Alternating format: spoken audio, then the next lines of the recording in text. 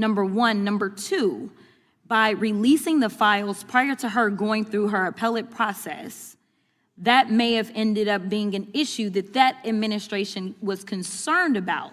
That's number one. Number two. She's in appeal now. So okay, using that line, you're going to pull that back? I'm about to get to it because I saw y'all. No one. No, I said, no. I'm going to reclaim my time. Since you said we weren't friends, I'm going to reclaim my time. The time belongs to the gentleman. I got a real hard time. I break down the fiery congressional hearing over the Epstein files, exposing the hypocrisy, legal realities, and moral confusion at the heart of both parties.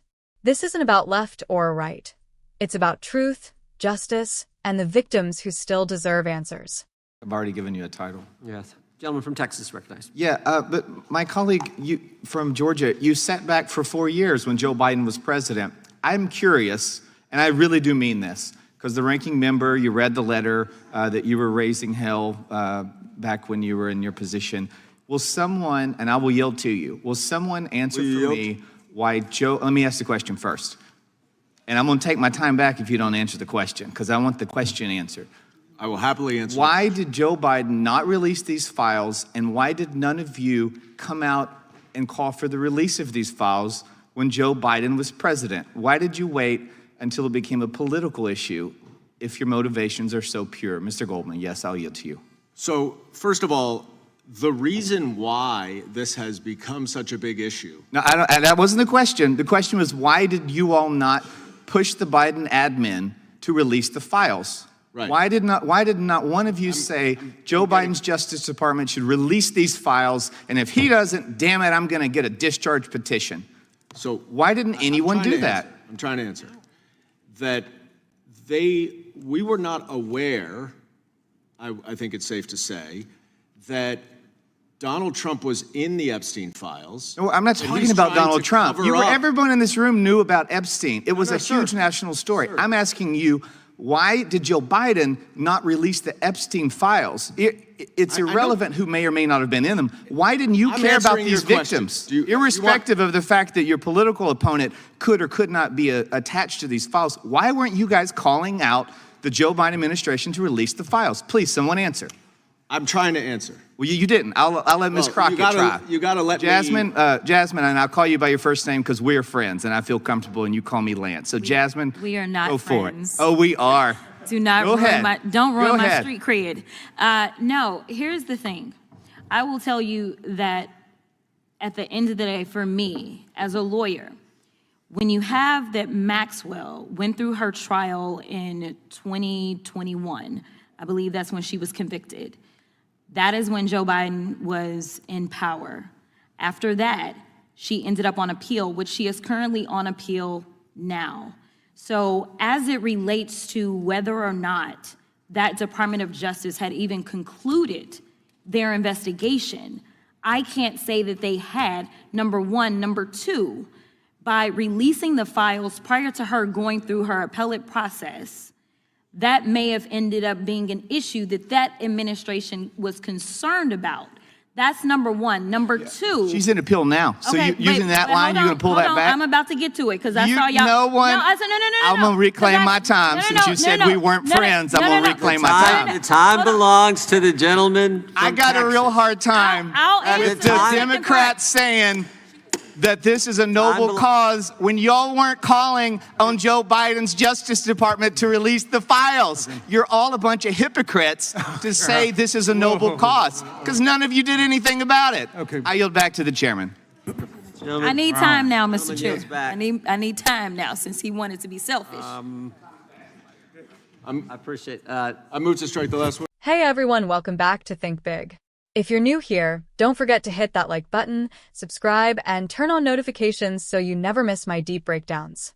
Here on Think Big, I challenge power, expose hypocrisy, and speak truth from the heart, because this isn't about politics. It's about what's right. I just finished watching one of the most heated congressional hearings I've seen in a long time. The discussion was supposed to be about the Epstein files, but what unfolded was something much deeper, a raw confrontation about hypocrisy, justice, and how both parties twist tragedy into political theater. As I watched, a Republican congressman from Texas began hammering the Democrats with questions about why the Biden administration never released the Epstein files.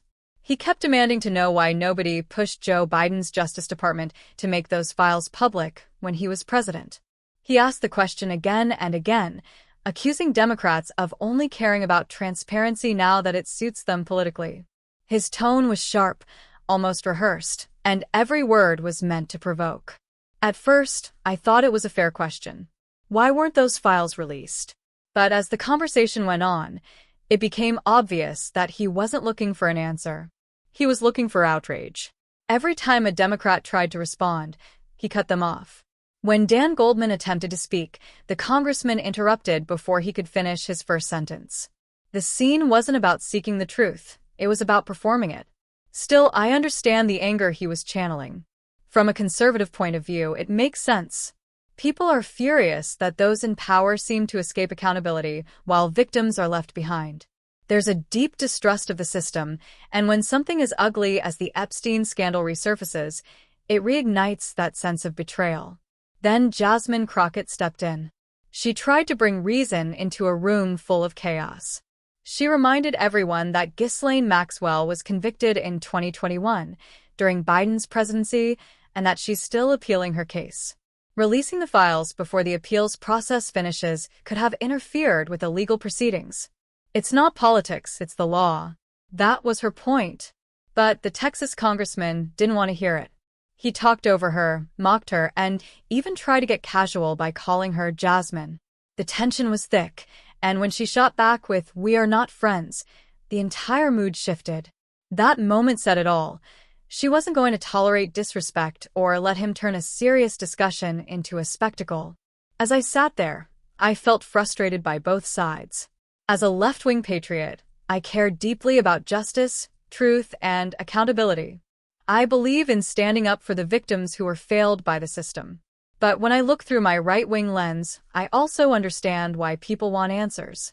They want to know why justice always seems to move slower when it involves the powerful. The Epstein case sits at the intersection of both these truths.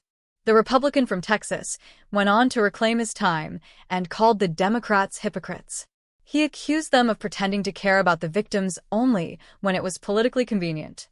And in that moment, I realized that this hearing wasn't about the Epstein files at all. It was about power, who gets to claim moral ground, and who gets to define justice. If Republicans truly cared about transparency, they should have demanded the release of those files during Trump's presidency too. They didn't. And that's the part that exposes the game. Both parties talk about justice, but too often, they only act when it benefits them. Epstein's crimes were bipartisan. The cover-ups were bipartisan. The silence was bipartisan. I couldn't stop thinking about the victims, how their stories are being tossed around like political currency. Every time politicians turn this into a shouting match, the victims lose. The focus shifts from accountability to performance. And yet, the truth still sits buried in sealed files. If I'm being honest, Jasmine Crocket stood out in that chaos. She didn't back down. She held her ground and defended the legal reasoning behind the delay in releasing the files. That kind of calm clarity is rare in a room full of people shouting for soundbites. On the other side, the Republican lawmaker exposed the anger and suspicion millions of Americans feel, but he wasted it on partisanship instead of principle. Here's what I truly believe. If we're ever going to fix this, both sides need to stop weaponizing Epstein's crimes for politics. Every document tied to Epstein should be made public, no matter whose name is inside. That's what real justice looks like. If someone in power is guilty, let the truth expose them, Republican or Democrat, it doesn't matter. The victims deserve that honesty. Watching this hearing reminded me that corruption doesn't wear party colors. It hides behind them. The Epstein case isn't about Biden or Trump. It's about a system that protects power before it protects people. Until that changes, until transparency becomes non-negotiable, these hearings will keep being about who can yell louder, not who can tell the truth. When I look at what happened in that room, I see a nation divided by outrage, but united in distrust. Both sides are angry, both sides feel betrayed, and both are right to feel that way. But shouting across the aisle won't bring justice. Only truth will. So, what do I take from all this? When politicians perform instead of govern, justice becomes theater. When truth is filtered through political convenience, corruption wins. We can't afford that anymore. What do you think? Should the Department of Justice have released the Epstein files earlier, or was it right to wait until the appeals process was over? I'd love to hear your thoughts, so drop a comment below. I read every single one. And if you want more deep, unfiltered analysis that cuts through the noise, make sure you subscribe to Think Big, like this video, and share it. Because the more we think big, the harder it becomes for them to hide the truth.